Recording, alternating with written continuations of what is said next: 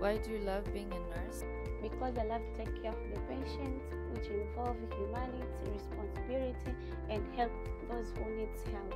Napenda kuwa muuguzi kwa sababu naamini nikihudumia wagonjwa wanapona kupitia mikono yangu, kwa sababu naamini kwenye mikono yangu kuna uponyaji. I get to save patients. Napenda sana kazi ya uuguzi, napenda kazi ya ukunga kwa sababu napenda kuwa chanzo katika maisha mapya duniani. Happy Nurses Day. I love medicine. Napenda kuhudumia wagonjwa. I love nursing profession because it allows me to be bridge between medical care and human compassion. It also gives me opportunity to be a part of patients' healing journey. That's what it's nursing, and that's why we are here for you all.